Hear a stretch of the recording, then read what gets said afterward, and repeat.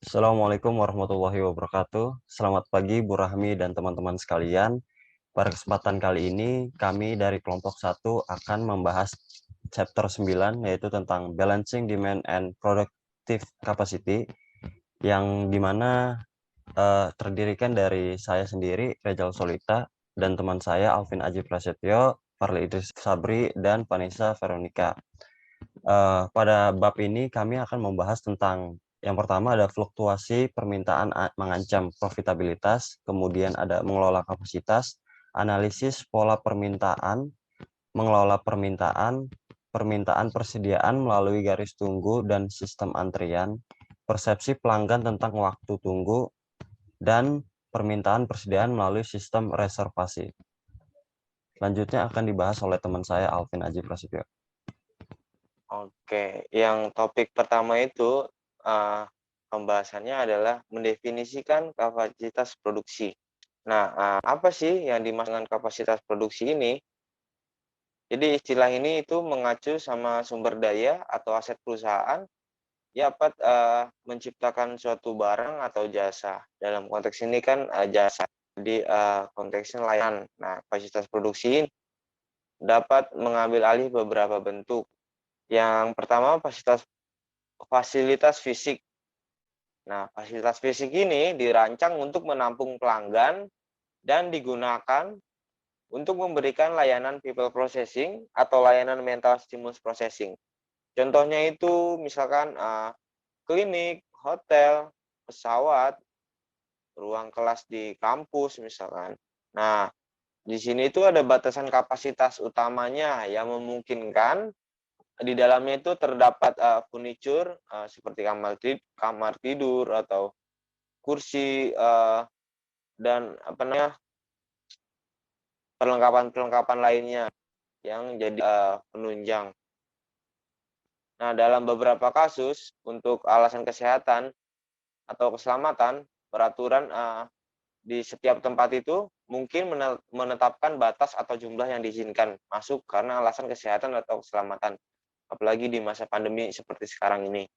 Nah, yang kedua itu adalah fasilitas fisik yang dirancang untuk menyimpan atau memproses barang milik pelanggan atau sedang ditawarkan kepada mereka untuk dijual. Contohnya, misalkan jaringan pipa, gudang, tempat parkir, gerbong barang pada kereta api. Jadi segala tempat yang disediakan untuk menyimpan barang milik pelanggan dan bisa ditarifin. Nah, yang ketiga adalah peralatan fisik yang digunakan untuk memproses orang, harta benda, atau informasi yang dapat mencakup sejumlah besar item dan mungkin sangat spesifik situasi. Misalnya, peralatan diagnostik, detektor keamanan nih di bandara, akan ada sensornya tuh seperti sensor X-ray. Nah, terus juga ada gerbang tol, ATM bank, dan juga kursi di sebuah kantor. Nah, itu semuanya termasuk item-item yang ketersediaannya dalam jumlah yang cukup untuk tingkat permintaan tertentu itu dapat membuat layanan itu terhenti gitu atau apabila ketersediaannya tidak ada atau bahkan menjadi berhenti total tidak dapat beroperasi. Jadi misalkan sebuah bank itu tanpa ATM yang memadai atau ATM yang terjadi gangguan dapat menghambat proses operasi dari bank tersebut atau misalkan semua ATM yang terdapat gangguan jadi terhambat transaksi uang di hari itu pada suatu bank atau gerbang tol terjadi gangguan jadi tidak bisa dilewati oleh kendaraan dan akan membuat potensi kerugian. Nah, selanjutnya adalah tenaga kerja. Nah, tenaga kerja ini adalah elemen kunci dari kapasitas produksi. Tingkat kepegawaian untuk pelayanan restoran misalnya, atau juga untuk tenaga medis di rumah sakit. Jika keberadaannya tidak cukup untuk permintaan yang ada, pelanggan harus banyak menunggu. Jadi layanan itu sangat bergantung sama ketersediaan pegawai yang ada. Jadi kalau karyawan yang kurang itu akan membuat pelanggan banyak menunggu gitu. Misalkan di rumah sakit tenaga medisnya hanya sedikit atau hanya sedikit pasien yang bisa dilayani, akan terjadi antrian. Nah, selanjutnya adalah infrastruktur. Nah, banyak perusahaan juga bergantung sama akses ke kapasitas yang memadai di infrastruktur publik atau swasta untuk dapat memberikan layanan berkualitas kepada para pelanggan mereka. Misalnya, atau contohnya adalah pengadaan infrastruktur ruang tunggu di stasiun tuh. Jadi, infrastruktur infrastruktur ruang tunggu di stasiun atau, misalkan tempat untuk ibu menyusui itu sangat sangat penting ya infrastruktur penunjang seperti itu. PT KAI menjalankan, operasionalnya dalam hal ini jasa, transportasi kereta api. Nah,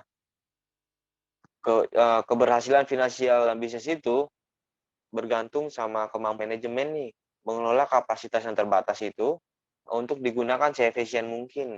Nah, jadi, di dalam, suatu perusahaan ada kapasitas yang terbatas. Nah, kapasitas terbatas itu harus digunakan seefisien mungkin untuk bisa menghasilkan keuntungan.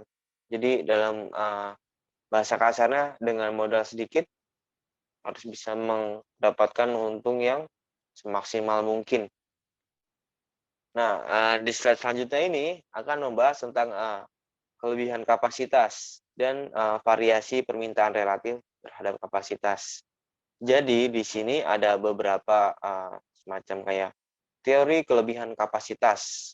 Nah, baik itu kelebihan permintaan atau tuntutan atau permintaan yang melebihi kapasitas, optimal, atau optimum capacity. Di sini juga ada kapasitas optimal, itu dapat menyebabkan hal apa, kelebihan kapasitas, eee, juga dapat berdampak seperti apa. Nah, yang pertama itu kita, akan membahasnya dalam sebuah grafik ya. Nah, grafik itu ada di slide yang nah, jadi, grafik ini adalah, apa namanya, suatu penjelasan lah yang, dalam bentuk gambar yang mengklasifikasikannya ke dalam, apa namanya, 4 poin yang saling, berelasi satu sama lainnya. Yang pertama adalah kelebihan permintaan nih, atau excess demand, yaitu tingkat permintaannya melebihi kapasitas maksimum yang tersedia dengan hasil, eee, jadi bahwa beberapa pelanggan itu bisa ditolak oleh penyedia layanan dan bisa menyebabkan, hilangnya potensi keuntungan.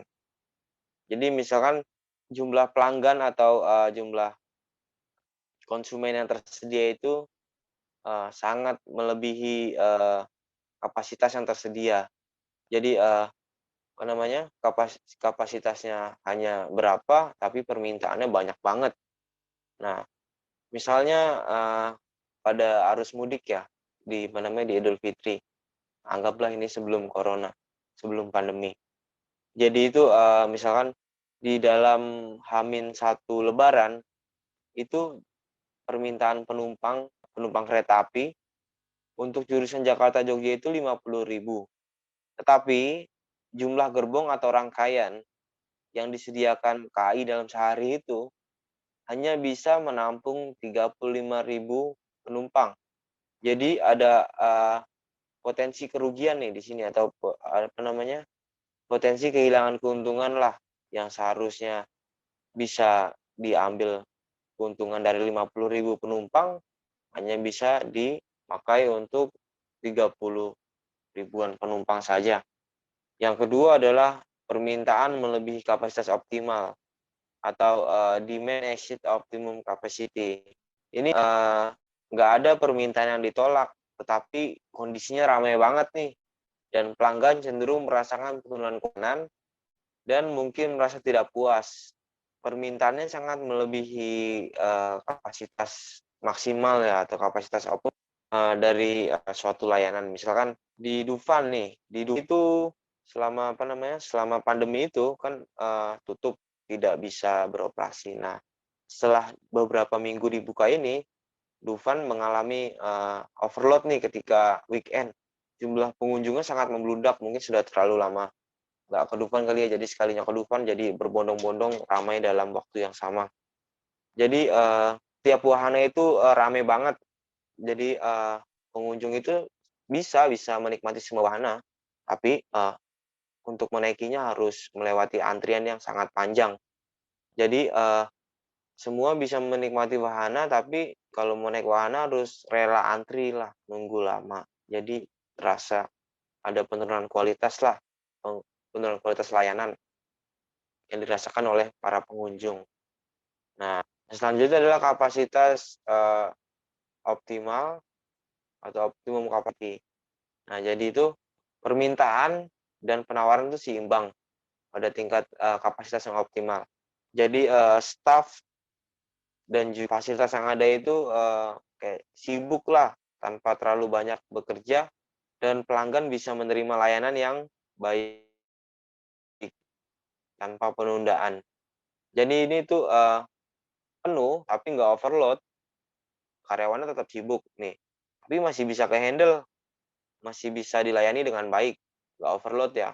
Jadi optimum tapi nggak overload, jadi masih masih bisa di-handle lah para pengunjungnya ini. Nah, misalnya itu di Dufan nih ya, nah di Dufan itu kalau apa namanya, kalau weekend kan overload, kalau weekday itu, rame, tapi nggak overload, masih bisa ketakar lah tuh, atau masih bisa ke-handle sama para karyawannya. Nah, jadi, karyawan itu tetap sibuk melayani, pengunjung di setiap wahana, tapi juga nggak terlalu menyita banyak energi seperti di weekend gitu, dan nggak terlalu sibuk juga seperti di weekend. Nah, jadi masih dalam batasan yang optimal lah dalam melayani para pengunjung. Nah, dalam hal ini, Dufan sebagai penyedia jasa rekreasi melayani pengunjung sebaik mungkin. Nah, selanjutnya adalah kelebihan kapasitas atau excess capacity. Permintaan di bawah kapasitas optimal dan sumber daya produktif kurang dimanfaatkan, sehingga produktivitasnya rendah. Nah, jadi penggunaan yang rendah juga menimbulkan resiko bahwa pelanggan mungkin menemukan pengalaman mengecewakan atau memiliki keraguan tentang layanan. Jadi ini maksudnya itu adalah kapasitas yang ada itu sebenarnya memadai atau bahkan lebih, tapi apa namanya, permintaannya kurang. Jadi para pengunjung terasa kurang layanannya karena pengunjung itu cuma sedikit gitu, terasa kurang lah suasananya. Misalkan nih, di Gelora Bung Karno itu bisa menampung 100.000 penonton, tapi karena pandemi ini ada konser misalnya di GBK dan cuma dibatasi untuk 25.000 penonton. GBK kan itu kan bisa nampung 100.000 penonton nih aslinya nih, tapi cuman dibolehin 25.000. Jadi pengunjungnya itu merasa kayak kurang lah suasananya dibanding dengan, full penonton gitu 100.000 dengan tanpa prokes ketat seperti sekarang. Jadi ya kapasitas yang ada terlalu memadai, tapi permintaannya kurang gitu, nggak optimum capacity lah. Jadi, di sini tuh masih ada kelebihan kuota. Slide selanjutnya, jadi slide selanjutnya adalah mengatasi masalah permintaan berfluktuasi. Ada 2 pendekatan dasar yang biasa, digunakan sebagian besar perusahaan, yaitu sesuaikan tingkat kapasitas untuk memenuhi permintaan. Nah, perlu memahami kapasitas produktif dan bagaimana hal itu bervariasi pada setiap dasar tambahan. Nah, selanjutnya adalah kelola tingkat permintaan, yaitu menggunakan strategi pemasaran untuk memasukkan puncak, menghaluskan puncak. Nah, menghaluskan puncak dalam hal ini adalah kayak, semaksimal mungkin lah mengelola permintaan yang ada. Di sini juga ada istilah mengisi lembah. Mengisi lembah itu semacam kayak cekungan gitu ya. Jadi, permintaan yang belum ada atau yang belum terpenuhi itu segera diisi gitu, untuk bisa diisi lagi. Jadi, strategi pemasaran ini untuk kayak mengelola sebaik mungkin yang sudah ada dan juga mengisi yang masih kurang. Nah, selanjutnya adalah menginventarisir permintaan hingga kapasitasnya tersedia. Permintaan itu dikelola sebaik mungkin, diinventarisir sebaik mungkin, sesuai dengan kapasitas yang tersedia. Oke, subbab selanjutnya akan dijelaskan oleh teman saya, Rejal Solita. Baik, pembahasan selanjutnya adalah mengelola kapasitas atau managing capacity. Biasanya itu penyedia jasa mungkin menghadapi keterbatasan kapasitas karena permintaan yang begitu bervariasi. Terdapat cara di mana kapasitas tersebut dapat disesuaikan untuk mengurangi masalah atau problem. Kapasitas dapat diperbesar atau diperkecil nih, agar tetap dapat menyesuaikan permintaan dan fleksibel untuk campuran segmen yang berbeda-beda. Bahasan yang pertama itu adalah kapasitas dapat diregangkan atau disusutkan tanpa meningkatkan kapasitas yang sebenarnya. Jadi ada 3 poin yang penting ya. Yang pertama itu adalah melayani lebih banyak orang dengan tingkat kapasitas yang sama. Ini contoh ya, kapasitas normal untuk MRT itu kurang lebih misalkan 40 kursi dan space untuk berdirinya itu 60 penumpang. Dengan pegangan tangan dan ruang lantai yang cukup untuk semua 60 orang itu. Namun pada jam-jam sibuk atau jam-jam orang yang biasanya berangkat kerja itu mungkin hingga 150 bahkan lebih penumpang dapat berdiri di kondisi tersebut yang saling mepet-mepetan seperti yang digambar tuh. Nah, kemudian yang kedua itu memperluas kapasitas dalam jangka waktu tertentu. Sebagai contoh, di Indonesia beberapa bank itu telah memperpanjang jam buka mereka selama hari kerja, bahkan beroperasi pada akhir pekan juga. Seperti salah satunya adalah Bank BCA. Atau kemudian contoh lain itu beberapa universitas atau kampus dapat menawarkan kelas malam atau kelas karyawan. Satu lagi adalah tempat makan yang membuka restorannya selama 24 jam. Dan yang terakhir ada mengurangi jumlah waktu yang dihabiskan pelanggan dalam proses. Nah, terkadang ini semua dicapai dengan meminimalkan waktu kosong mereka. Misalnya, sebuah restoran dapat mendengungkan meja atau kursi pengunjung yang datang dan menyajikan menu dengan cepat. Kemudian bill atau tagihan itu dapat disajikan segera kepada para pengunjung yang bersantai di meja atau setelah menghabiskan makanannya gitu. Jadi nggak perlu terlalu lama di meja tersebut. Ada waktu-waktu tertentu lah. Karena penelitian telah menunjukkan bahwa peningkatan kecepatan dari penyedia jasa itu dan elemen pasca operasi dapat ditoleransi oleh si pelanggan atau si pengguna jasa. Lalu ada menyesuaikan kapasitas untuk mencocokkan permintaan. Kita bahas yang pertama, menjadwalkan waktu henti selama periode permintaan rendah. Nah, dalam hal ini, penyedia jasa mungkin sudah memperkirakan atau mengetahui bahwa jumlah pengunjung itu tidak akan penuh. Maka mungkin mereka juga harus mengurangi karyawan atau meliburkannya untuk menyesuaikan kapasitas. Begitupun juga sebaliknya. Contohnya adalah ketika di bagian pariwisata ya, mungkin di beberapa hotel atau penginapan akan menambah karyawannya di saat musim liburan tiba atau musim-musim hari-hari tertentu gitu, untuk mencocokkan permintaan dari pelanggannya itu sendiri. Kemudian ada karyawan lintas kereta. Nah, maksud dari arti ini adalah pekerja atau karyawan dilatih silang untuk bisa melakukan berbagai tugas sehingga dapat digeser di saat-saat yang dibutuhkan. Contohnya itu adalah pada supermarket seorang manajer dapat memanggil stoker. Stoker itu dalam arti yang ngatur-ngatur persediaan. Nah, itu mengoperasikan mesin kasir ketika antrian check out itu terlalu panjang. Demikian juga sebaliknya. Ketika kosong atau sedikit dari orang-orang yang datang, kasir mungkin diminta untuk membantu rak dari persediaan juga. Yang ketiga adalah menggunakan karyawan paruh waktu.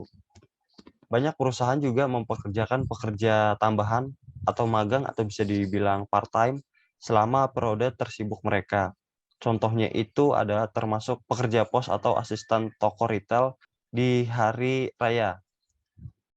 Selain itu, staf tambahan juga untuk perusahaan jasa persiapan pajak pada akhir tahun keuangan, serta karyawan hotel tambahan selama periode liburan atau konferensi besar. Yang selanjutnya ada mengundang pelanggan untuk melakukan layanan secara mandiri.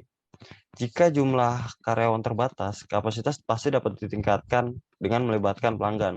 Salah satu caranya adalah dengan menambahkan teknologi penjualan seperti kios elektronik di bandara untuk tiket, check-in di maskapai. Kan sekarang kan di beberapa bandara sudah ada tiket check-in sendiri tuh secara pribadi. Nah, kemudian ada stasiun yang check out-nya itu otomatis di supermarket. Yang selanjutnya adalah meminta pelanggan untuk sharing atau berbagi. Kapasitas dapat direnggangkan dengan meminta pelanggan untuk berbagi unit kapasitas gitu, yang biasanya digunakan untuk satu individu. Misalnya di bis atau di stasiun kereta api, itu kan biasanya ada jam-jam padatnya gitu. Persediaan transportasi juga mungkin bakal terbatas, sehingga pengguna jasa yang menuju arah yang sama dapat diberikan pilihan untuk berbagi tumpangan dengan tarif yang lebih rendah. Istilah lainnya seperti patungan lah untuk membayar, tapi dengan cara adil ya. Maksudnya bayarnya adil gitu. Selanjutnya adalah membuat kapasitas lebih fleksibel. Kapasitas dirancang sedemikian rupa sehingga kita dapat memindahkan indikator gitu atau elemen untuk membuat konfigurasi yang berbeda bila diperlukan. Misalnya, meja di sebuah restoran kan bisa terdiri dari 2 tempat duduk. Bila perlu, 2 meja dapat digabungkan menjadi 4 kursi jika pengunjung datang secara bersamaan atau secara ramai-ramai gitu, berkelompok dengan menyesuaikan jumlah kursi, sehingga dapat menyesuaikan kapasitas yang ada di restoran tersebut. Dan yang terakhir ada sewa atau membagikan fasilitas dan peralatan tambahan. Nah, ini untuk mengurangi pengeluaran ya pada aset tetap. Pada bisnis jasa mungkin dapat menyewa ruangan atau mesin ekstra di waktu yang dibutuhkan. Dua perusahaan dengan pola permintaan di mana ketika satu tinggi, yang satu rendah, dapat masuk ke dalam perjanjian berbagi formal. Selanjutnya akan dibahas oleh teman saya, Vanessa Veronica. Ya, selanjutnya adalah menganalisis pola permintaan, di mana untuk mengelola permintaan yang efektif dari suatu jasa, manajer itu perlu memahami bahwa permintaan itu seringkali dibedakan berdasarkan segmen pasar. Permintaan bervariasi menurut segmen pasar itu biasanya disebabkan adanya kendali manajemen. Nah, hasil analisis itu mengungkapkan bahwa siklus permintaan yang diperkirakan bagi suatu segmen tersembunyi dalam pola yang lebih luas dan acak. Maka dari itu penting bagi kita untuk membagi permintaan berdasarkan segmennya. Seperti yang teman-teman bisa lihat di sebelah kiri, di mana nggak ada strategi penyesuaian permintaan yang akan berhasil kalau nggak didasarkan sama pemahaman tentang mengapa pelanggan dari segmen pasar tertentu memilih untuk menggunakan suatu layanan. Jadi yang sebelah kiri itu contoh layanan dari hotel, di mana mereka itu nggak menawarkan layanan hotel pada pembisnis gitu saat weekend, karena biasanya bekerja tapi untuk liburan. Makanya layanan hotel ini biasanya ditawarkan pada wisatawan gitu, orang-orang yang akan berlibur saat weekend atau akhir pekan kayak gitu. Jadi hotel ini menawarkan paket tour gitu. Nah, perusahaan penyedia layanan menyadari bahwa tidak ada potongan harga yang akan kita tahu kalau membuat potongan harga, diskon dan segala macamnya itu akan meningkatkan bisnis kita gitu, meningkatkan permintaan, ketertarikan orang-orang untuk mengonsumsi sesuatu. Tapi perlu digarisbawahi kalau terkadang ada beberapa faktor yang akan mempengaruhi apakah potongan harga ini akan berdampak atau tidak. Contohnya seperti bisnis perkebunan teh yang ada di Jawa Barat, yaitu perkebunan teh Gunung Mas, di mana di luar musim mereka untuk panen, biasanya jarang orang-orang untuk berkunjung ke Gunung Mas di Jawa Barat ini menawarkan paket untuk foto-foto, paket untuk memanen tehnya tersebut saat musim panen. Selanjutnya ada contoh lain terkait permintaan. Contohnya itu ada di jasa perbaikan dan pemeliharaan untuk peralatan industri listrik. di mana yang kita tahu kalau perbaikan atau untuk pemeliharaan preventif atau perawatan yang direncanakan. Jadi yang kita tahu kalau pemeliharaan itu bersifat kontinu gitu, kayak harus terus-menerus gitu, agar pemeliharaannya terjaga. Nah, maka dari itu erat kaitannya kalau jasa perbaikan dan pemeliharaan itu adalah perawatan yang direncanakan. Tapi untuk perawatan yang tidak direncanakan seperti emergency maintenance seperti yang teman-teman dibikin direncanakan itu seperti apa. Di sini untuk perawatan yang nggak direncanakan itu berdasarkan di tempat itu lebih ramai. Contohnya seperti di bengkel gitu. Kalau di tempat itu lebih ramai di hari-hari dibilang bersifat musiman gitu, yang seringkali bisa diprediksi gitu, cuaca dan segala macamnya. Nah, hal ini dari kita tahu berdasarkan permintaan yang bervariasi berdasarkan segmen pasar ini memungkinkan perusahaan gitu untuk menjadwalkan tugas pemeliharaan preventif atau yang akan lebih menguntungkan gitu, karena kan sifat urgensinya itu lebih benar-benar butuh effort yang lebih gitu. Makanya untuk yang preventif itu memungkinkan perusahaan untuk memutuskan agar hari di mana ada perbaikan darurat yang permintaan bervariasi, kita perlu memahami pola permintaan. Seperti yang pertama ini, caranya mencari jawaban-jawaban terhadap pertanyaan-pertanyaan mengenai pola permintaan dan penyebab utamanya. Satu, di mana di sini ada pertanyaan untuk cari jawabannya, apa sih pola permintaan dan penyebab utamanya itu apa. Contohnya nomor satu ini pertanyaannya tentang apakah tingkat permintaan mengikuti siklus yang sudah diperkirakan. Kita bisa lihat apakah sebenarnya tingkat permintaan ini tuh seharian, durasinya itu 1 hari, di mana bervariasi nih menurut jam, atau 1 minggu, 1 bulan, 1 tahun, kayak gitu. Yang 1 tahun ini mungkin bervariasi menurut bulan atau musim atau hari-hari besar. Dan periode-periode lainnya yang bisa kita analisis penyebab utamanya. Yang kedua itu contohnya apa yang menjadi penyebab dari variasi siklus ini. Variasi siklus maksudnya variasi siklus permintaan ini. Misalnya penyebabnya bisa karena jadwal kerja, misalnya kayak kita kalau pakai kendaraan umum tuh biasanya permintaan meningkat saat jam pergi dan pulang bekerja gitu. Terus entah karena jam sekolah dan liburan, mungkin ini untuk kayak tadi juga untuk paket-paket liburan atau wisata biasanya tuh bakal sepi nggak di jam sekolah, atau bisa juga tempat-tempat les gitu. Penyebab variasi siklus permintaannya tinggi atau rendah juga perubahan musim. Misalnya untuk toko-toko yang menjual barang-barang musim dingin mungkin kan permintaan akan lebih rendah saat musim panas gitu.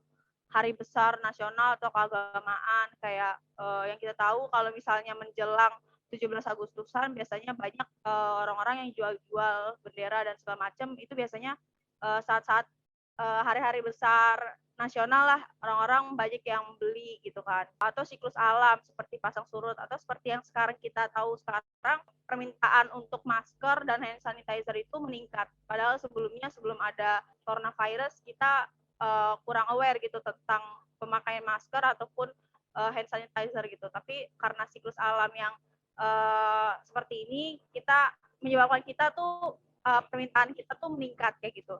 Terus selanjutnya pertanyaan yang ketiga itu apakah tingkat permintaan terlihat berubah secara acak. Nah itu bisa kita lihat kemungkinan perubahan yang terjadi di tingkat permintaan itu ya seperti tadi nggak hampir jauh sih dari nomor 2 penyebabnya, tapi di sini kita bisa lihat perubahannya aja dari apakah ini akan terlihat acak kalau misalnya perubahan-perubahan ini diposisikan di perubahan cuaca harian atau peristiwa yang terkait kecelakaan atau bencana alam. Yang keempat itu pertanyaannya, dapatkah permintaan atas suatu jasa selang waktu tertentu dipecah berdasarkan segmen pasar untuk mencerminkan komponen-komponen seperti mungkin penggunaan pola ini bisa kita analisis gitu. Ini tuh permintaannya berdasarkan jenis pelanggan kayak gimana sih kayak gitu, atau ini tuh keuntungannya kayak gimana, atau transaksinya itu yang seperti apa sih yang akan menguntungkan kayak gitu. Lalu yang kedua, setelah kita mencari-cari jawaban terhadap penyebab utama pola permintaan, kita bisa memikirkan bagaimana faktor-faktor yang mempengaruhi permintaan jasa gitu. Seperti tadi sebelumnya kalau dibilang penyebab utamanya itu ya seperti entah cuaca gitu. Di tempat rekreasi yang terbuka mungkin cuaca akan jadi penyebab utama orang-orang untuk akankah berrekreasi gitu ke tempat itu gitu. Karena kan mungkin tempat untuk berteduh dan segala macamnya kurang, jadinya saat cuacanya nggak baik atau menjelang hujan mereka akan menurun permintaannya gitu. Atau seperti banyak nih orang-orang yang lagi meningkatnya kasus serangan jantung, jadinya bisa diprediksikan bahwa kemungkinan untuk layanan di rumah sakit itu didominasi oleh orang yang serangan jantung. Yang nomor 3, selain kita memikirkan faktor-faktor yang mungkin akan mempengaruhi jasa, kita juga pertimbangkan nih layanan darurat aja seperti yang tadi mungkin seperti yang contohnya ya gitu kan.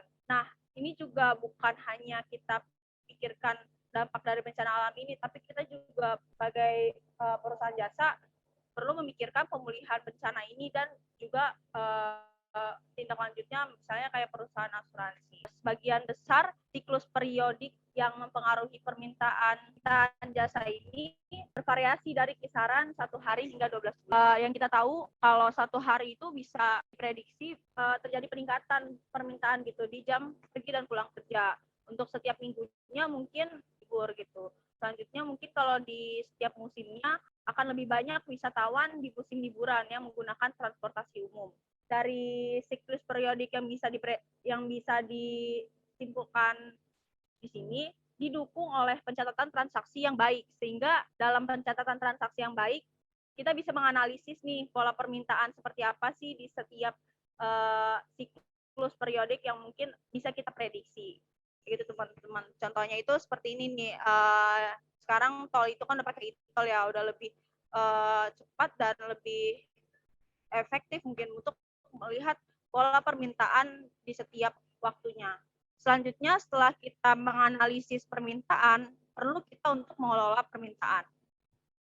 Nah, ada 5 pendekatan dasar untuk pola permintaan ini. Yang pertama itu tidak mengambil tindakan apapun terhadap suatu permintaan untuk mengetahui sejauh mana tingkat permintaan itu terjadi.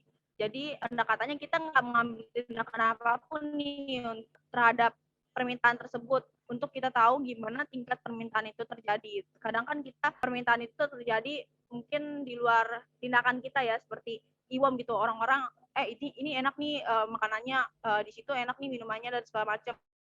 Jadinya permintaan itu terjadi di luar tindakan kemungkinan terjadi. Makanya kita pendekatan pertama itu nggak mengambil tindakan apapun. Yang kedua itu mengurangi permintaan pada periode puncak, di mana kita untuk tahu pola permintaan, kita bisa mengurangi permintaan tersebut, juga meningkatkan permintaan ketika terjadi kelebihan kapasitas. Seperti mungkin kalau yang mengurangi permintaan ini, kita bisa ambil contoh seperti teman-teman saat beli masker nih lagi banyak-banyaknya gitu kan, saat periode puncaknya gitu.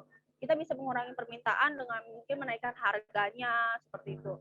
Terus kalau meningkatkan permintaan ketika terjadi kelebihan kapasitas, misalnya jadinya harganya ada yang produknya dibundle atau di produknya itu misalnya buy one get one seperti itu. Terus menginventarisasi permintaan melalui sistem tunggu dan antrian yang formal. Yang kelima, pendekatannya itu menginventarisasi permintaan melalui sistem reservasi. Nah, di sini tuh ada elemen bauran pemasaran dapat digunakan untuk membentuk pola permintaan. Ini dia teman-teman yang tadi sebelumnya disampaikan, ada 5 pendekatan di sebelah kiri. Ada yang tidak bertindak, mengurangi permintaan. Nah, di 5 pendekatan ini dihadapkan kepada 2 situasi kapasitas. Yang pertama, kapasitas permintaannya berlebih gitu. Bisa juga kapasitas berlebih atau di saat permintaan tidak mencukupi. Jadi di sini contohnya itu seperti kita nggak bertindak apa-apa gitu. Nah, saat kapasitas kita nggak mencukupi, mungkin ada antrian yang nggak terorganisir gitu. Jadi membuat mereka tuh kesel karena kok nggak ada tindakannya, padahal di sini mungkin seperti kayak seller gitu kan, kok nggak ada responnya sih, padahal saya udah nunggu, padahal saya udah mau beli banyak gitu. Padahal itu mungkin ada di situasi kapasitasnya nggak mencukupi gitu, makanya nggak ada tindakan gitu. Terus kalau saat kapasitas berlebih, mungkin kapasitasnya jadi sia-sia. Contohnya itu kayak di bioskop, kan nggak jarang kita kalau nonton itu kan banyak kursi-kursi kosong gitu kan. Nah, saat nggak ada tindakan, saat pendekatan kita kepada pola ini nggak ada tindakan, di kapasitas berlebih ini mungkin terlihat sia-sia gitu untuk bangku-bangku kosong tersebut. Terus pendekatan yang kedua itu yang mengurangi permintaan, di mana yang tadi sudah sempat saya bilang, kita bisa meningkatkan harga saat kapasitasnya tidak mencukupi atau permintaannya berlebih gitu. Kita bisa meningkatkan harga untuk meningkatkan keuntungan. Begitu juga kalau saat kapasitasnya berlebih, ya kita nggak mengambil tindakan apapun karena kan di sini kan untuk mengurangi permintaan. Nah, di sini permintaannya tidak mencukupi, jadi kita nggak harus bertindak apapun gitu karena tujuan kita mengurangi permintaan dan di sini kapasitasnya berlebih, permintaannya nggak mencukupi, nggak ada yang kita ambil tindakan gitu. Selanjutnya meningkatkan permintaan, di mana di situasi kapasitas nggak mencukupi, kita mungkin bisa memprioritaskan gitu di mana segmen yang lebih menguntungkan. Misalnya kita mau menjual barang, terus barang ini tuh kapasitasnya sedikit, tapi yang mau beli tuh banyak gitu. Kita bisa meningkatkan permintaan, mungkin bisa dengan menaikkan harga gitu, biar bisa untung lebih banyak dan tapi prioritasnya itu mungkin bisa bisa bisa dikasih time limit gitu, kayak ini hanya berlaku sampai tanggal sekian dan sekian gitu. Jadi kita ngambil segmen yang mungkin akan membeli dalam range waktu seperti itu dan menyanggupi membayar dalam range waktu segitu gitu. Terus kalau dalam kapasitas berlebih, tapi kita saat kapasitas berlebih dan kita ingin meningkatkan permintaan, biasanya kita tuh menggunakan komunikasi yang variatif dari produk gitu, kayak atas distribusi mungkin ini bisa dibilang kita meningkatkan layanan kita ya teman-teman, bisa fokus kita tuh ke customer satisfaction gitu. Lanjut ke menginventarisasi permintaan melalui sistem tunggu dan antrian yang formal. Nah, di sini tuh kita bisa saat kapasitas kita berlebihan, kapasitas kita nggak mencukupi, kita bisa mempertimbangkan gitu antrian terpisah berdasarkan urgensi, durasi, dan penetapan harga premium atas layanan tersebut. Ini contohnya seperti kayak kita mau pesan tiket pulang kampung ya. Di situ kita dipertimbangkan gitu orang-orang yang mungkin dari harga tiketnya yang berdasarkan dia butuh cepat atau dia yang butuh layanan lebih baik kayak gitu. Jadi ada sistem tunggu. Itu juga mungkin teman-teman yang sering pakai Transjakarta, terkadang saat kapasitas permintaannya berlebih gitu kan, tapi busnya itu kan kapasitasnya terbatas ya teman-teman.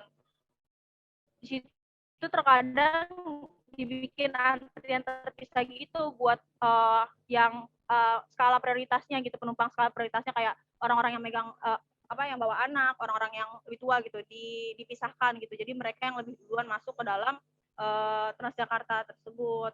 Tapi kalau saat kapasitasnya berlebih terus kita mau menginventarisasi permintaan melalui sistem tunggu dan antrian formal, itu nggak bisa diterapin teman-teman.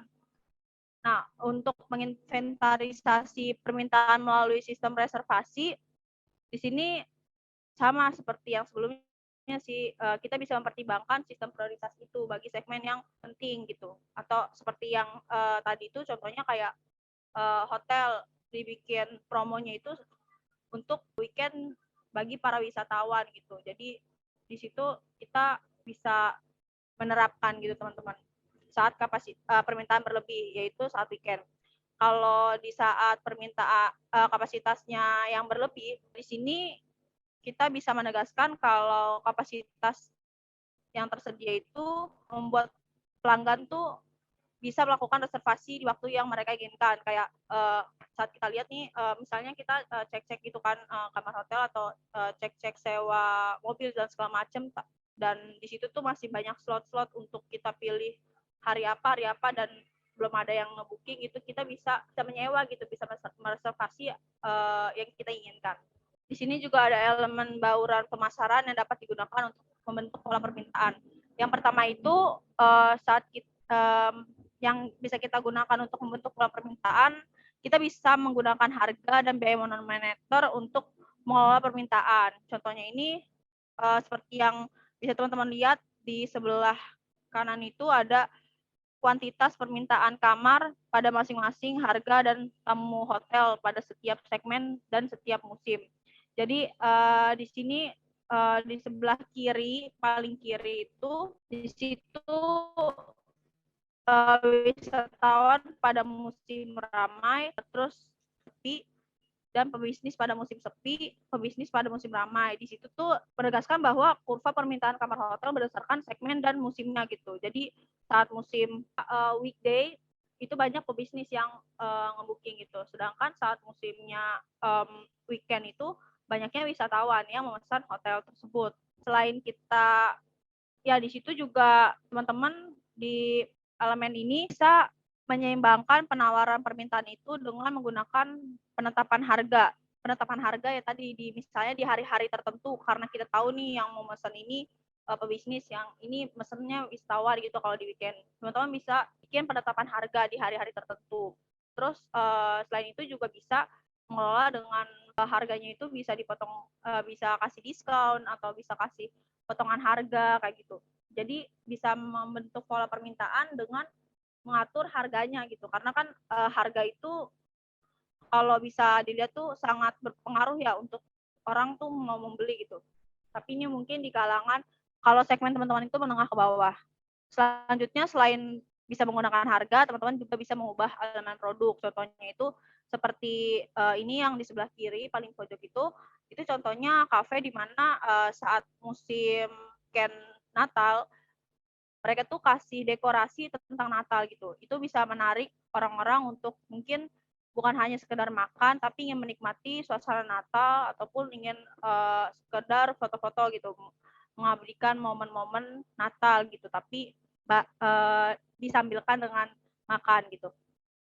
Selain itu mengubah elemen produk itu kalau di kafe atau di restoran teman-teman. Kalau misalnya masih di tempat makan juga sih, kita bisa mengubah misalnya kalau di Indonesia gitu makanannya itu yang seperti apa, terus kalau yang untuk orang yang suka makanan-makanan Korea itu yang seperti apa gitu. Jadi kita bisa menyesuaikan produk-produk kita gitu. Kayak yang teman-teman tahu beberapa restoran mungkin di luar yang mayoritasnya non muslim, mungkin makanannya itu disesuaikan sama yang mereka biasa makan gitu teman. Kalau misalnya kita kan mayoritas muslim, jadi harus yang halal kayak gitu untuk restoran-restoran yang besar kayak gitu. Contohnya lagi, ini elemen produk semester pendek. Kenapa sih kok elemen produknya semester pendek? Seperti yang teman-teman tahu, kalau banyak universitas gitu menyediakan produk semester pendek bagi orang-orang yang mungkin bekerja ya di weekday-nya. Jadi mereka di weekend-nya itu mengubah elemen produknya untuk semester pendek gitu. Yang ketiga adalah memodifikasi tempat dan waktu pengantaran layanan. Di sini ada 3 sih, dibagi menjadi 3, yaitu tidak ada perubahan. Jadi tingkat permintaan itu nggak mempengaruhi lokasi dan waktu dari layanan tersebut gitu. Mau meningkat atau menurun itu nggak ada perubahan gitu. Yang kedua, waktu divariasikan ketika layanan tersedia. Itu contohnya itu kayak di bioskop gitu kan. Itu biasanya ramainya saat weekend gitu. Mungkin jam-jam layanan itu ditambah gitu. Atau seperti yang kita tahu kalau misalnya beberapa perusahaan itu saat tutup buku bulanan biasanya mereka akan lembur gitu. ulang sampai malam hari gitu. Banyak yang, mungkin toko sekitaran perusahaan tersebut tuh, toko makanan misalnya, restoran gitu, eee, buka sampai, tengah malam karena biasanya orang-orang pekerja itu mampir dulu makan karena udah malam yang ketiga itu menawarkan layanan kepada pelanggan di lokasi baru. Ini tuh seperti contohnya samsat keliling gitu ya. Jadi kita, menawarkan layanan itu langsung mengunjungi pelanggan-pelanggan kita, kayak gitu. Yang keempat itu, promosi dan edukasi. Jadi di mana, contohnya ini seperti kita mempromosikan gitu, contohnya kayak tempat les, tapi ini di waktu yang ditentukan gitu, misalnya kayak liburan dan segala macamnya. Terus, di sini ada juga promosi tentang Pepsodent ya ini, maaf teman-teman merek. Ya contohnya ini edukasinya itu di mana kampanye sikat gigi pagi dan malam karena, yaitu promosinya bukan hanya promosi produk, tapi juga mengedukasi kita buat menjaga kesehatan gigi gitu. Contoh lainnya itu promosi dan edukasi, di Amerika Serikat teman-teman mungkin nggak asing dengan kepolisiannya 911. Terkadang tuh mereka hal-hal sepele, hal-hal yang mungkin nggak harus disolusikan dengan polisi ataupun pemadam kebakaran, tapi mereka, mungkin menghubungi gitu. Bukan masalah urgensi, tapi mereka menghubungi gitu. Nah, ini tuh perlu adanya promosi dan edukasi. Jadinya, mungkin agar lebih tepat gitu penanganan masalah-masalah yang mereka hadapi. Selanjutnya saya serahkan kepada teman saya Alvin. Ya, di pembahasan selanjutnya kita akan membahas yang namanya permintaan persediaan melalui garis tunggu dan juga antrian sistem. Nah, apa aja sih yang akan kita bahas? Teman-teman, di sini ada penjelasan bahwa menunggu itu adalah fenomena yang universal. Nah, rata-rata itu orang dapat menghabiskan waktu untuk menunggu itu sekitar 30 menit per hari. Nah, setara dengan lebih dari 1 minggu per tahun. Selanjutnya adalah fakta bahwa siapapun itu nggak suka menunggu, baik saya dan teman-teman pasti tidak suka menunggu. Nah, menunggu itu adalah salah satu hal yang membosankan. Nah, yang ketiga adalah membosankan, membuang waktu, dan terkadang secara fisik tidak nyaman. Nah, kalau kita menunggu itu sudah pasti akan bosan ya, apalagi yang ditunggu nggak datang-datang, dan yang ditunggu tidak kunjung tiba. Nah, waktu pun terasa terbuang-buang dan juga fisik kita juga nggak nyaman, capek. Nah, mengapa daftar antrian itu terjadi? Yang pertama adalah karena jumlah kedatangan di fasilitas melebihi kapasitas sistem untuk prosesnya pada titik tertentu di dalam sebuah proses. Nah, jadi jumlah kedatangan atau permintaan itu yang disediakan itu di tempat yang disediakan itu melebihi kapasitas nih. Jadi misalkan yang seharusnya bisa dilayani jadi butuh beberapa waktu untuk mengantri atau menunggu untuk dilayani. Nah, yang fakta selanjutnya adalah antrian pada dasarnya adalah gejala dari kapasitas yang belum terselesaikan oleh manajemen. Beberapa hari lalu terjadi sebuah peristiwa di Jogja, di salah satu resto di Jogja, di mana terjadi keributan antara ojek online dan juga karyawan restoran. Hal itu disebabkan oleh semerawutnya proses antrian atau pos tunggu. Jadi diketahui itu ojek online telah lama mengantri selama 1 jam lebih, tapi ketika sudah waktunya untuk menerima pesanan setelah lama mengantri, terjadi suatu masalah gitu yang menyebabkan hingga akhirnya terjadi keributan antara ojek online dan juga karyawan. Ini tuh jadi sistem antriannya itu buruk banget tuh dari resto tersebut. Nah, resto tersebut itu boleh sebut namanya ya resto mie gacoan tuh di Jogja. Jadi banyak sekali pesanannya dari online gitu ya. melalui driver ojek online.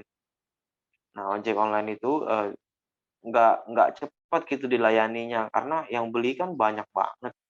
Jadi ojek online pun dalam jumlah banyak, saling antrian tersebut itu, sangat panjang gitu ya, jadi melebihi itulah, melebihi kuota tunggulah di resto tersebut. Jadi, resto tersebut itu harus buat terobosan atau buat sistem antrian yang lebih baiklah daripada yang sekarang, agar, keributan atau hal-hal yang bermasalah seperti itu bisa dihindari atau tidak terjadi lagi gitu. Misalkan dibuat sistem antrian melalui online, jadi driver-nya tidak tidak secara fisik gitu ngantrinya, tapi secara online gitu. Jadi fisiknya bisa menunggu di mana saja atau di sekitar resto atau di tempat, lainnya sehingga tidak terjadi desak-desakan, tidak terjadi kerumunan, capek-capek ngantri kan, 1 jam lebih untuk satu makanan doang, itu sangat membuang waktu untuk upah yang sangat sedikit, 7.500 per, makanan. 1 jam ngantri itu untuk 7.500 gitu. Jadi, mie gacuan harus buat terobosan sistem antrian lah yang lebih manusiawi gitu. Fakta yang selanjutnya adalah tidak semua antrian berbentuk antrian fisik di sebuah lokasi tunggal.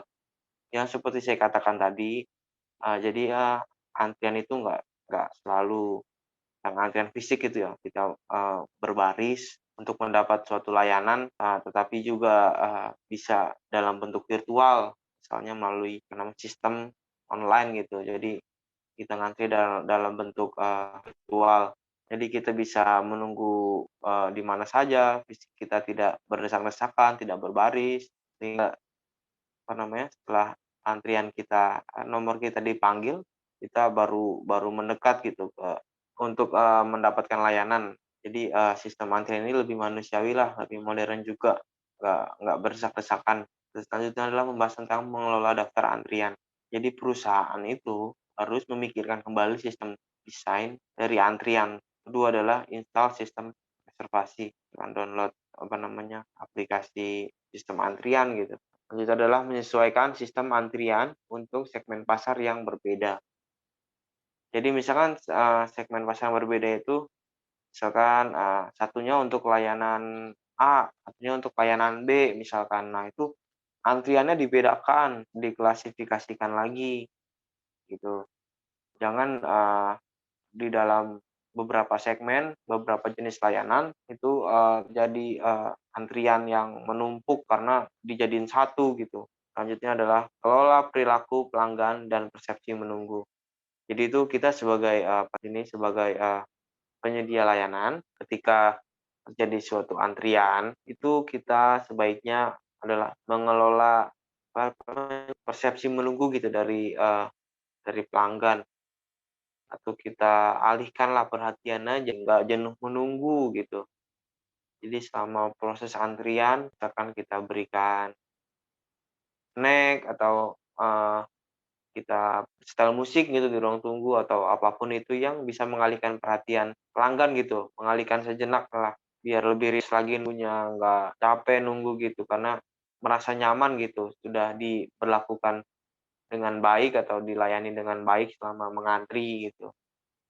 Misalkan kalau kita mau ngantri di pom bensin tuh kan, untuk mendapat layanan pengisian bensin kan, kadang kalau di Jakarta itu, yang itu sangat ramai, sangat antri gitu ya. Bisalah setel musik misalkan di, pom bensin tersebut, jadi nungguin diisi bensin sambil dengerin musik, jadi kan nggak kerasa bosan juga, jadi terhibur juga, misalkan gitu ya, sebagai contoh aja. Nah, selanjutnya adalah mendesain ulang proses untuk mempersingkat waktu transaksi. Nah, jadi selama proses transaksi setelah mengantri itu, kita persingkat nih biar lebih cepat lagi kita ke, ke pelanggan selanjutnya itu. Jadi proses transaksinya kita persingkat, prosesnya seperti apa, jangan berbelit-belit. Misalkan untuk, misalkan di bank gitu ya, di teller, kita terbiasa gitu untuk, mengisi satu lembar formulir gitu ketika mendatangi bank, mengisi dengan pulpen. Nah, itu kalau di luar negeri sudah banyak bank yang pelayanannya itu nggak seperti itu lagi gitu ya. Ketika kita datang di bank, kita tinggal login melalui HP aja, tinggal tap tap tap tap, itu selesai gitu, lebih cepat dibanding kita secara manual mengisi dengan pulpen, mengisi data dengan pulpen itu memakan waktu. Jadi kalau tap tap itu lebih cepat juga proses pengisian data lah oleh kita untuk keperluan perbankan itu. Jadi lebih mudah lah, lebih cepat kita dalam beradministrasi atau bertransaksi. Nah, sistem antrian itu dapat disesuaikan dengan segmen pasar.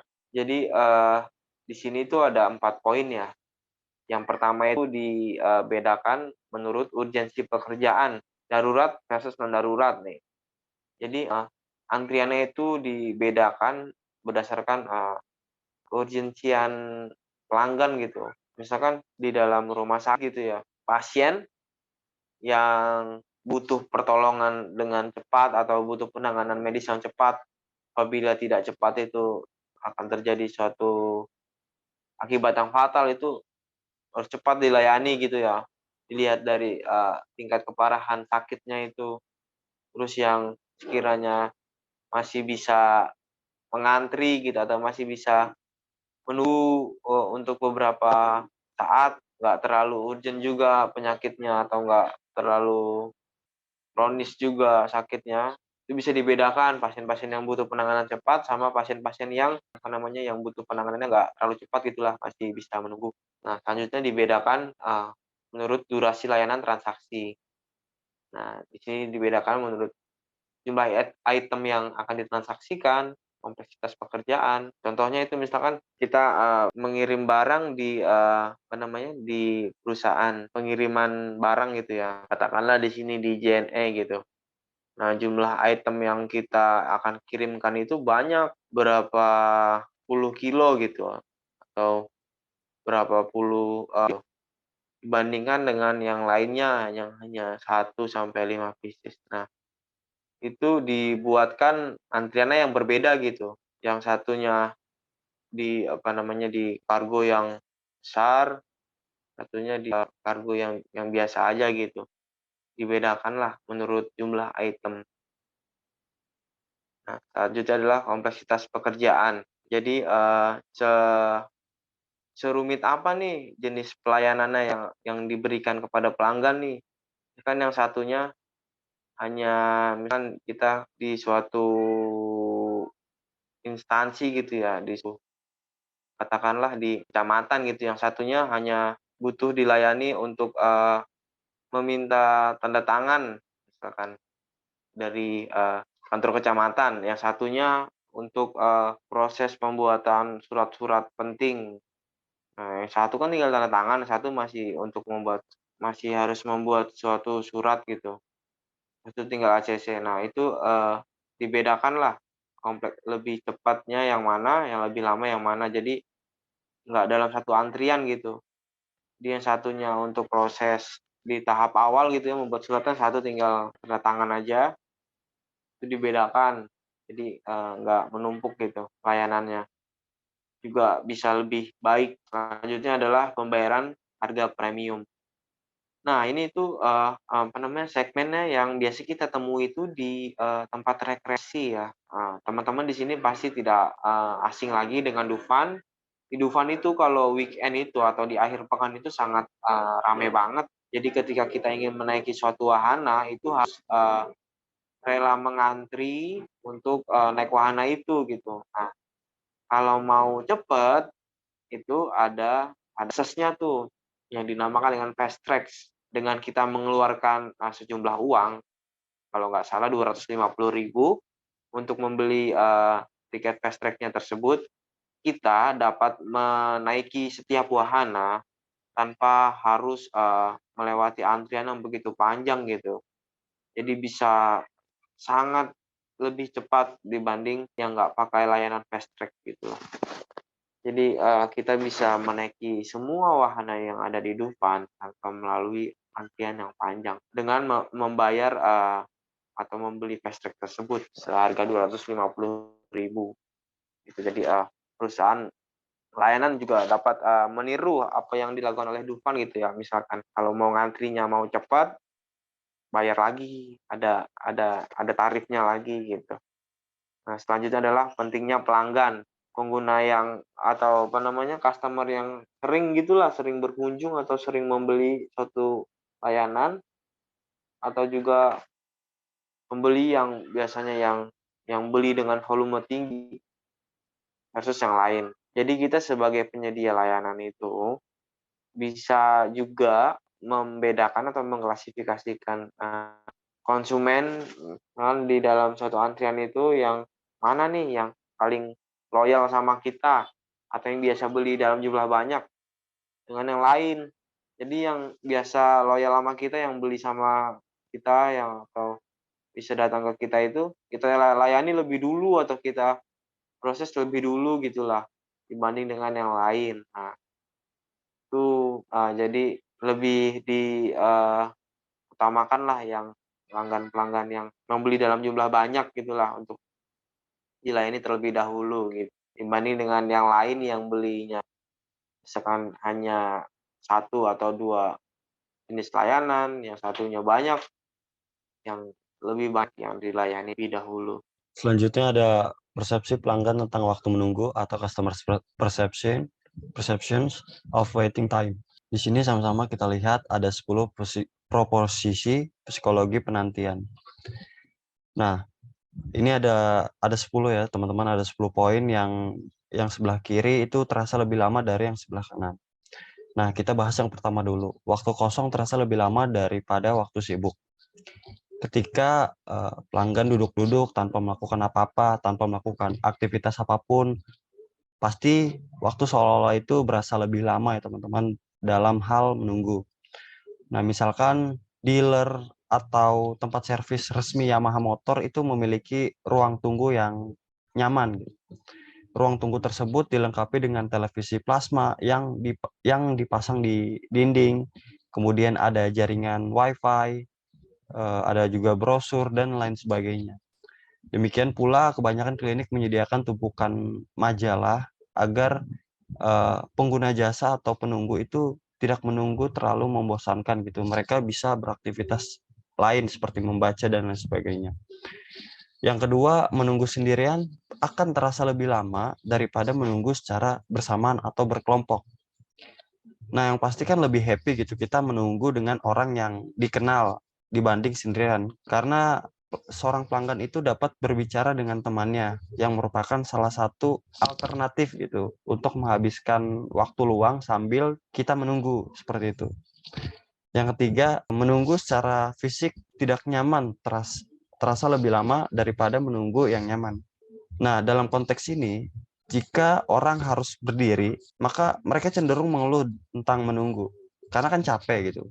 Begitupun juga jika suhunya itu mungkin terlalu dingin atau kena sinar matahari atau terlalu panas, menunggu juga nggak terlalu ngenakin buat kita. Sebagai contoh, pelanggan pasti lebih suka nunggu berada di ruang tunggu yang nyaman yang pastinya, memiliki fasilitas tempat duduk, dan lain sebagainya. Dibandingkan mereka menunggu antrian, tetapi nggak nyaman gitu, atau bahkan bisa menghabiskan stamina atau tenaga. Berikutnya ada menunggu sebelum dan sesudah proses terasa lebih lama daripada menunggu dalam proses. Kita ambil contohnya wisata ya. Menunggu untuk membeli tiket untuk masuki Dufan pasti berbeda dong rasanya dengan menunggu naik roller coaster gitu atau arum jeram. Begitu pelanggan berada di dalam. Pasti para pelanggan lebih excited menunggu naik wahana dibanding menunggu ketika membeli antrian tiket. Selanjutnya ada menunggu yang tidak dapat dijelaskan lebih lama dari menunggu yang dapat dijelaskan. Nah, dalam hal ini juga mungkin kita sebagai pengguna jasa pernah ya merasakan menunggu pesawat atau transportasi yang akan kita tumpangi mengalami keterlambatan penerbangan atau jadwal yang ditentukan tanpa alasan yang nggak jelas. Selain kekhawatiran yang disebabkan karena menunggu, ada juga kekhawatiran tambahan tentang apa yang akan terjadi ke depannya, seperti itu. Dan selanjutnya ada penantian yang tidak biasa tampak lebih lama daripada yang biasa. Orang yang sering menggunakan layanan itu akan lebih tahu apa yang diharapkan, sehingga mereka cenderung tidak khawatir gitu saat menunggu. Biasanya pada orang baru atau pertama kali atau pengguna baru, mereka itu menggunakan layanan sesekali akan bertanya-tanya, berapa nih lama kita dalam hal menunggu? Dan juga bakal bertanya-tanya apa yang akan terjadi selanjutnya.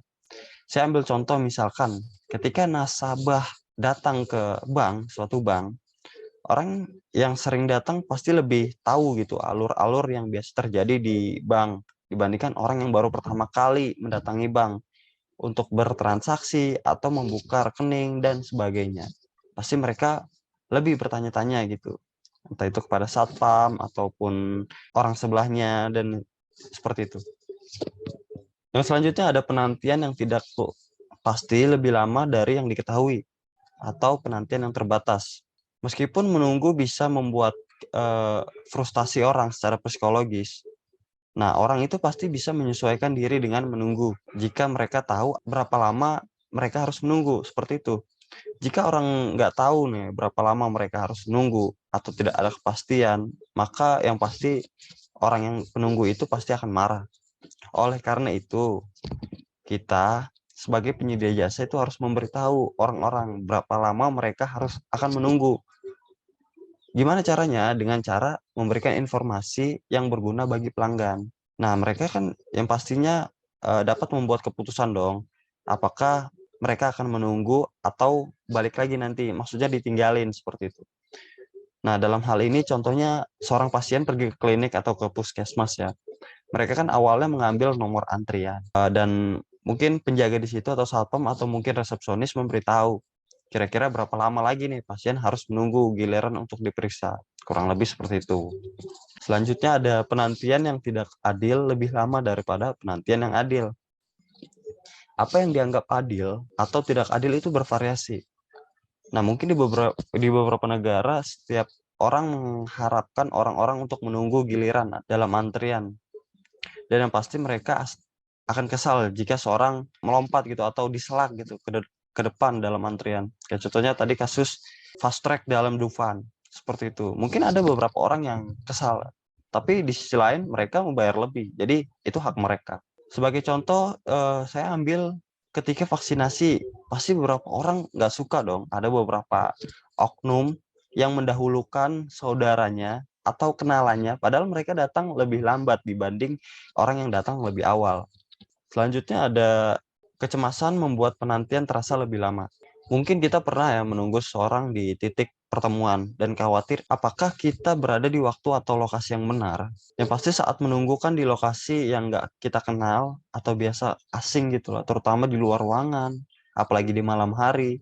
Orang cenderung lebih khawatir terhadap keselamatan pribadinya.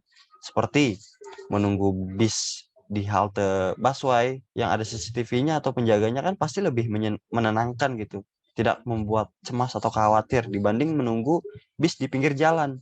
Mereka pasti akan takut sesuatu hal yang mungkin tidak diinginkan terjadi seperti kecopetan, pelecehan, dan lain-lain. Nah, yang terakhir ada semakin berharga atau penting layanan tersebut, semakin lama orang akan menunggu. Nah, dalam kasus ini beberapa orang akan rela mengantri semalaman dalam situasi yang sangat mungkin tidak nyaman ya.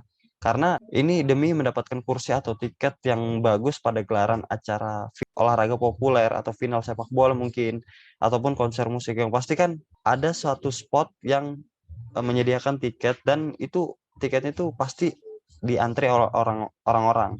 Ini dalam tanda kutip pembelian tiketnya secara konvensional ya, bukan secara elektrik. Lalu ada inventory demand through reservation system. Sebagai alternatif atau sebagai tambahan, biasanya sistem reservasi atau antrian dapat digunakan dalam memenuhi permintaan persediaan. Ada banyak keuntungan memiliki sistem reservasi. Yang pertama, tujuan reservasi adalah untuk memastikan bahwa layanan tersedia saat pelanggan menginginkannya. Reservasi memungkinkan permintaan untuk dikontrol dan disiapkan dengan baik, sehingga jasa akan disampaikan dengan baik. Lalu yang kedua, data dari sistem reservasi juga membantu organisasi menyiapkan proyeksi operasional dan keuangan untuk periode yang akan datang.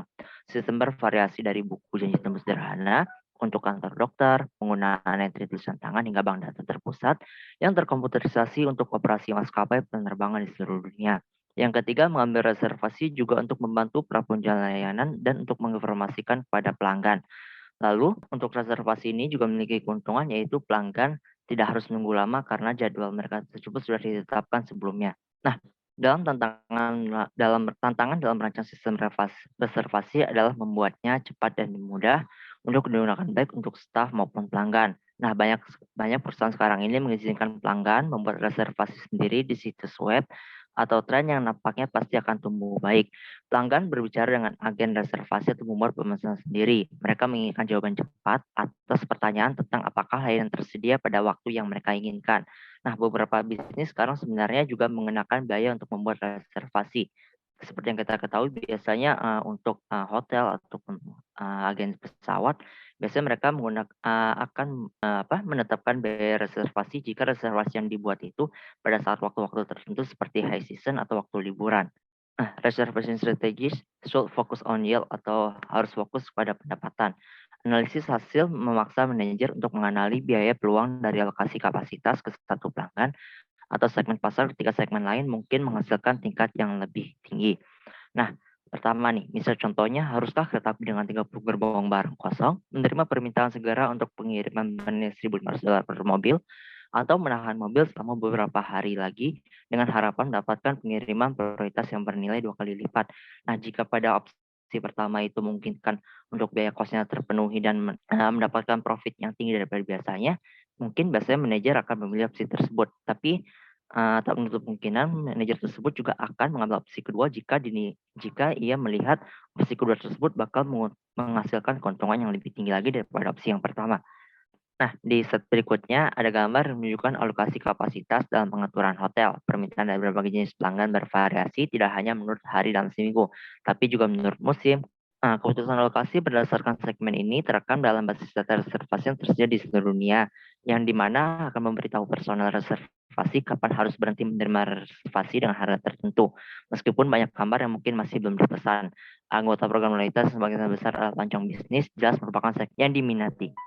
Next. Nah, dari gambar ini kita bisa lihat yang di gambar kiri ini adalah contoh proporsional pada low season yang dimana bisa lihat pada hari biasa yaitu dari hari weekday dari Senin sampai Jumat untuk pembagian alokasinya hampir merata di mana biasanya untuk convention itu lebih tinggi tapi untuk ada pengecualian pada weekend pada hari Jumat Sabtu Minggu di mana di sini weekend package-nya itu mendapatkan proporsi yang lebih dari biasanya karena biasanya pada hari Minggu itu orang-orang turis atau biasanya pelancong-pelancong reservasi pada hari-hari tersebut. Nah, berbeda lagi pada high season.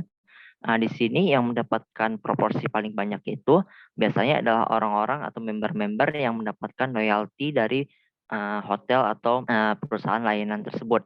Nah, sehingga mereka tersebut tidak khawatir akan tidak mendapatkan layanan tersebut pada high season. Mungkin gambaran ringkasnya seperti itu. Sekian dari kelompok kami yang dapat kami sampaikan. Kurang lebih mohon maaf. Assalamualaikum warahmatullahi wabarakatuh.